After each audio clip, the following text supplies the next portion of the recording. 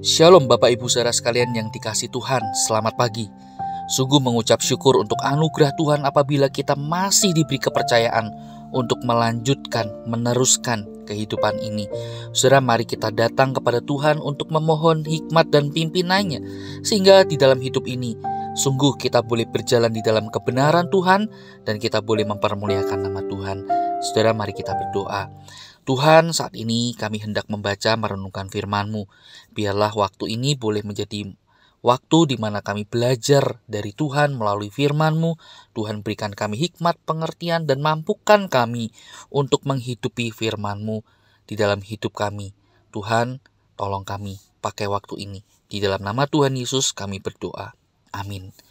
Saudara sekalian yang dikasihi Tuhan, pada pagi ini kembali kita akan melanjutkan perenungan kita dari 1 Tawarikh pasal yang ke-6.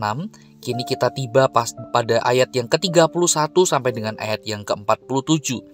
Namun saya hanya akan membacakan ayat 31 dan 32 saja, demikian firman Tuhan. Inilah orang-orang yang ditugaskan oleh Daud memimpin nyanyian di rumah Tuhan sejak tabut itu mendapat tempat perhentian. Di hadapan kemah suci, yakni kemah pertemuan, mereka melayani sebagai penyanyi sampai Salomo mendirikan rumah Tuhan di Yerusalem. Mereka melakukan tugas jabatannya sesuai dengan peraturannya. Sampai di sini kita membaca firman Tuhan. Nah, saudara, di dalam dunia kepemimpinan, saudara, dikenal sebuah prinsip atau sebuah aturan yang banyak diikuti. Nah, aturan ini berbunyi right man in the right place.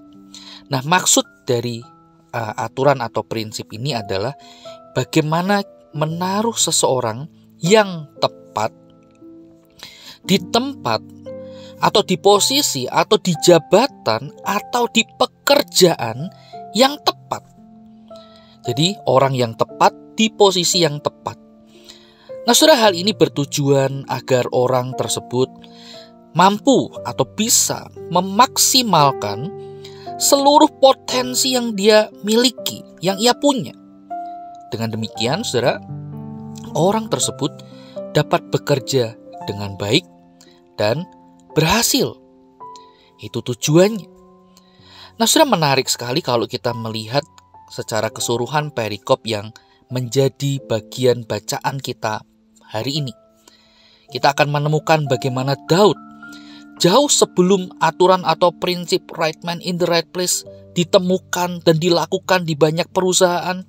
Sudah, Daud telah melakukannya, yaitu dengan menyusun atau mengatur tiap pelayan di dalam rumah ibadah atau di dalam rumah Tuhan, di dalam kemah pertemuan, sesuai dengan karunia-Nya masing-masing, termasuk mereka yang memimpin nyanyian.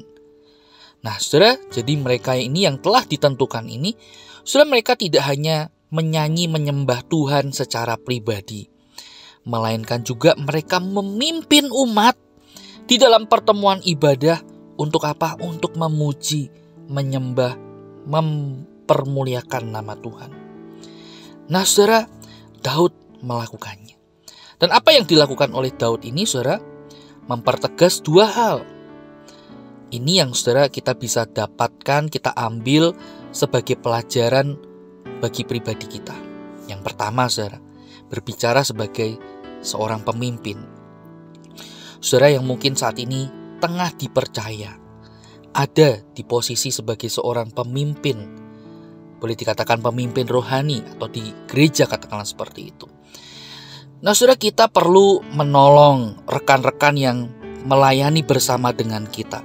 Bagaimana kita menolong mereka untuk mengenal apa yang menjadi karunia mereka yang Tuhan telah titipkan, berikan dalam hidup mereka.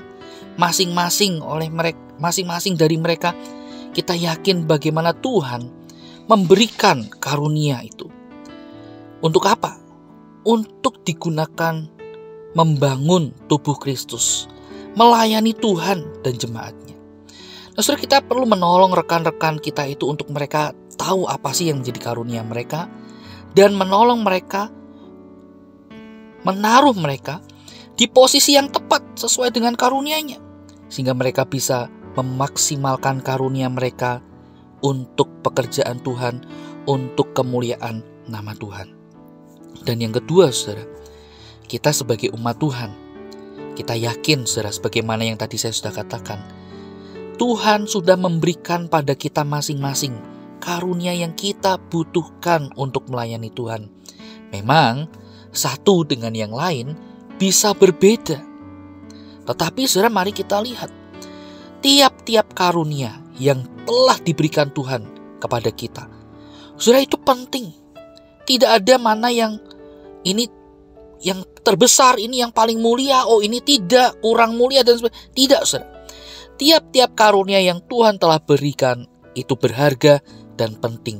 Karena sekali lagi, Tuhan mau kita sebagai umatnya, dengan karunia yang kita miliki, yang telah diberikan Tuhan, kita dipanggil untuk membangun tubuh Kristus demi kemuliaan Tuhan. Ini pun juga yang pernah disinggung oleh Rasul Paulus di dalam surat 1 Korintus pasal 12 ayat yang ke-12 sampai dengan ayat yang ke-31. Saudara, Tuhan memanggil kita untuk mempergunakan karunia yang Tuhan telah berikan bagi kemuliaan namanya, untuk menjadi berkat bagi sesama kita. Nah, oleh karena itu, saudara, mari kita gunakan setiap karunia yang Tuhan berikan untuk melayani dan memuliakan Tuhan. Kita gunakan dengan maksimal, sehingga nama Tuhan sendirilah yang dipuji, ditinggikan melalui semuanya ini.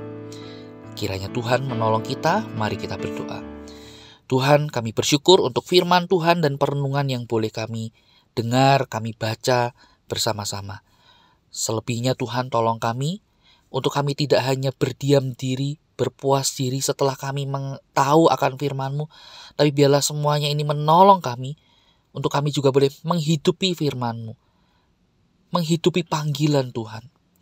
Tuhan, mampukan kami. Kami butuh kekuatan dan pertolongan dari Tuhan. Kami menyerahkan juga untuk hari ini ke dalam pimpinanmu. Tuhan, sertailah kami. Kami berdoa di dalam nama Tuhan Yesus. Amin. Selamat pagi. Tuhan Yesus memberkati kita sekalian.